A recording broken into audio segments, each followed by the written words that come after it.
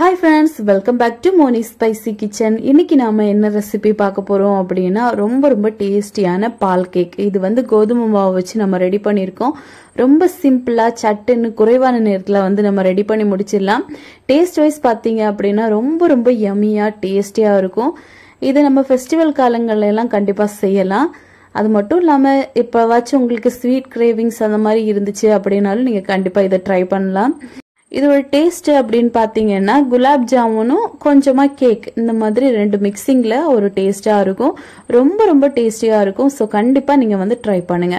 இப்ப வாங்க இது எப்படி செய்யலாம் அப்படிங்கறத நம்ம வீடியோ பார்த்து தெரிஞ்சுக்கலாம். அதுக்கு முன்னாடி நம்ம சேனலுக்கு இப்பதான் ஃபர்ஸ்ட் டைமா வாரீங்க அப்படின்னா மறக்காம சப்ஸ்கிரைப் பண்ணி வச்சுக்கோங்க.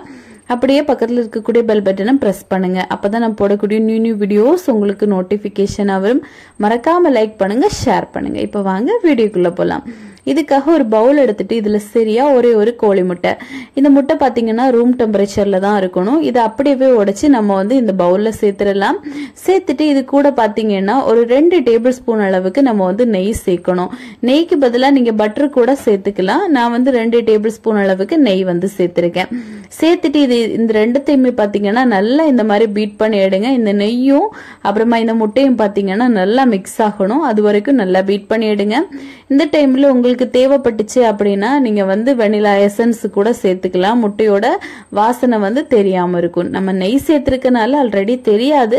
பட் உங்களுக்கு கொஞ்சம் கூட கம்பைனா இருக்கணும் அப்படின்னா நீங்க சேர்த்துக்கோங்க.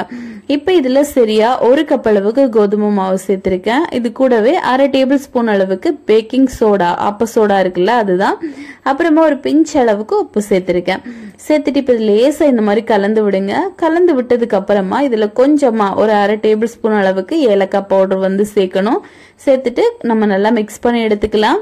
ஃபர்ஸ்ட் வந்து இந்த மாதிரி ஸ்பூன் வச்சு நல்லா மிக்ஸ் பண்ணி எடுத்துக்கோங்க. அதுக்கப்புறமா கை வச்சு மிக்ஸ் பண்ணி எடுத்துக்கலாம். இப்போ இதுல சரியா 1 டேபிள் ஸ்பூன் அளவுக்கு பால் பவுடர் வந்து சேர்த்திருக்கேன். இது ஆப்ஷனல் தான். உங்ககிட்ட இருந்துச்சுன்னா மட்டும் நீங்க சேர்த்தா போதும். இப்போ இது சேர்க்கும் போது கொஞ்சம் கூட டேஸ்ட் வந்து கொஞ்சம் நல்லா இருக்கும். அதுக்காக தான். இப்போ இதையும் சேர்த்துட்டு நம்ம நல்லா கை வச்சு ஒரு முறை பிசைஞ்சு விட்டுட்டு சரியா 1 டேபிள் ஸ்பூன் அளவு மட்டும் பால் சேருங்க. நல்லா காய்ச்சி ஆற வச்ச பாலா சேருங்க. சேர்த்துட்டு இப்ப நல்லா நம்ம வந்து பிசைஞ்சு எடுத்துடலாம். நல்ல ஒரு சப்பாத்தி மாவு டோ மாதிரி நல்லா வந்து நம்ம பிசைஞ்சு எடுக்கணும். இதுல வந்து எக்ஸ்ட்ராவா தண்ணி பால் எல்லாம் சேர்க்க வேண்டிய அவசியம் இல்ல. 1 டேபிள் ஸ்பூன் அளவுக்கு கரெக்டா சேருங்க.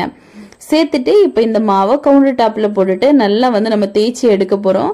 சப்பாத்திக்கு மாவு தேய்ப்போம்ல அதே மாதிரி தேய்ச்சி எடுங்க. ஆனா இதோட திக்னஸ் அப்படின்னு பாத்தீங்கன்னா ஒரு 1/2 இன்ச் அளவாவது இருக்கணும். இப்ப இதுல சைட்ல இருக்கக்கூடிய தேவையில்லாத போர்ஷன் எல்லாத்தையுமே நம்ம கட் பண்ணி எடுத்துக்கலாம். எடுத்துட்டு இந்த மாதிரி ஒரு ஸ்கொயர் ஷேப்ல கிடைக்கும். அதுக்கப்புறமா அதை நம்ம வந்து தேவைப்பட்ட சைஸுக்கு கட் பண்ணி எடுத்துக்கலாம். நான் வந்து நம்மளுக்கு கேக் எல்லாம் எந்த அளவுக்கு இருக்குமோ அதே சைஸுக்கு இந்த மாதிரி கட் பண்ணி எடுத்திருக்கேன். இப்ப இதை மாத்தி வச்சுட்டு ஒரு கடாயில சரியா 1 கப் அளவுக்கு சர்க்கரை சேர்த்துக்கலாம்.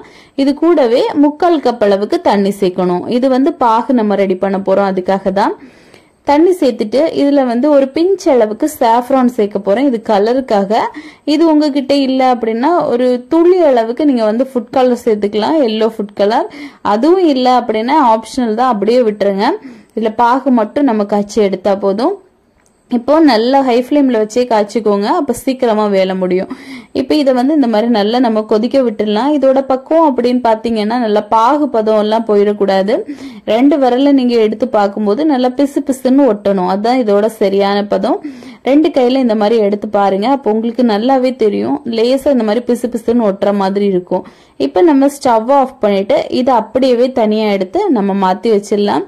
இப்போ இன்னொரு கடாயில கொஞ்சமா எண்ணெய் சேர்த்துட்டு நம்ம ஆல்ரெடி ரெடி பண்ணி வச்சிருக்கோம்ல மாவு, அது எல்லாத்தையுமே போட்டு நல்லா ஃப்ரை பண்ணி எடுக்க போறோம். இதை வந்து நீங்க நல்லா கொதிக்கிற எண்ணெயில போட்டு ஃப்ரை பண்ணிடக்கூடாது. மிதமான சூட்ல இருக்கக்கூடிய எண்ணெயில போட்டு நல்லா மாத்தி போட்டு நல்லா ஃப்ரை பண்ணி எடுத்துக்கோங்க. இது வந்து பொறுமையா தான் நம்ம ரெடி பண்ணணும். அப்பதான் உள் பக்கமும் நல்லா வெந்து வெளிப்பக்கமும் நல்லா கிறிஸ்பினஸா வரும். வெளியே பாத்தீங்க அப்படின்னா நல்ல ஒரு கோல்டன் கலர் வாரது வரைக்கும் நல்லா நம்ம ஃப்ரை பண்ணணும். குலாப் ஜாமுன் எல்லாம் எந்த பக்குவத்துக்கு எடுப்போமோ அதே மாதிரி அதே ப்ரொசீஜர் தான். இந்த மாதிரி லேசா கலந்து கொடுத்து நல்லா வேக வச்சு எடுங்க. இப்ப பாருங்க ஓரளவுக்கு நல்ல கலர் சேஞ்ச் ஆயிருச்சு. இப்ப இதை வந்து நம்ம வெளியே எடுத்துடலாம். இது சேர்க்கும் போது எண்ணெயில ஏன் இவ்வளவு பபிள்ஸ் வருது அப்படின்னா நம்ம முட்டை சேர்த்து பண்ணிருக்கனால எண்ணெயில நிறைய நுர வர வாய்ப்பு இருக்கு. இப்ப இதை அப்படியே எடுத்து இந்த சூட்டோட பாத்தீங்கன்னா நம்ம பாகுக்குள்ள சேர்த்துடணும். பாகு உங்களுக்கு சூடா இல்லை அப்படின்னா நீங்க இதை சேர்க்கறதுக்கு முன்னாடி லேசா சூடு பண்ணிட்டு அதுக்கப்புறமா சேருங்க. அப்பதான் இந்த ஜீரா எல்லாமே இந்த பால் கேக்குக்குள்ள நல்லா வந்து ஊறி இருக்கும். டேஸ்ட் வைஸும் நல்லா இருக்கும். இப்ப இதை அப்படியே பாத்தீங்கன்னா ஒரு 2ல இருந்து 3 மணி நேரம் நம்ம நல்லா ஊற வைக்க போறோம்.